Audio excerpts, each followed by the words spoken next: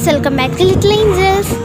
അപ്പോൾ ഞങ്ങൾ പോയിക്കൊണ്ടിരിക്കുന്നത് രാജാവൂർ പ്രശസ്തമായ മിഖായേൽ മാലാഖയുടെ പള്ളിയിലോട്ടാണ്. നല്ല വലിപ്പത്തിലും വീതിയിലും മനോഹരമായ മലകൾ കാണാൻ എന്ത് രസമാണ് അല്ലേ? പിന്നെ നമ്മളിൽ പലരിലും ഏറ്റവും കൂടുതലായി ആകർഷിക്കുന്ന പലതരത്തിലുള്ള ചട്ടികളും കുടങ്ങളും കാണാൻ എന്ത് ഭംഗിയാണ്. അതിൽ നിങ്ങൾക്കിഷ്ടപ്പെട്ട നിറം ഏതാണെന്ന് പറയണേ. എനിക്കിഷ്ടപ്പെട്ടത് പച്ച നിറമാണ്. ഇവിടെ ഏറ്റവും കൂടുതലായി എനിക്ക് കാണാൻ സാധിച്ചത് തെങ്ങുകളും മറ്റു മരങ്ങളെയുമാണ്. അതിൽ കൂടാതെ നല്ല പച്ച നിറത്തിലുള്ള കായലാണ് എനിക്ക് കാണാൻ സാധിച്ചത്. അതിൻ്റെ പിന്നിലായി തോട്ടങ്ങളും നമ്മൾ ആദ്യം പരിചയപ്പെട്ട മലച്ചേട്ടന്മാരെയുമാണ്. ഒരു വലിയ ഓറഞ്ച് നിറത്തിലുള്ള ലോറിയും കടക്കാരും റോഡരികിലായി ഇരിപ്പുണ്ട്. നിങ്ങൾക്ക് ഈ കാഴ്ചകൾ ഇഷ്ടപ്പെട്ടാൽ മറക്കാതെ ലൈക്കും സബും ചെയ്യണേ.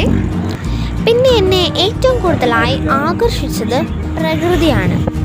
ഇവിടെ ഉള്ളവർ പ്രകൃതി സ്നേഹിതർ എന്ന് തന്നെ പറഞ്ഞാൽ മതിയല്ലോ.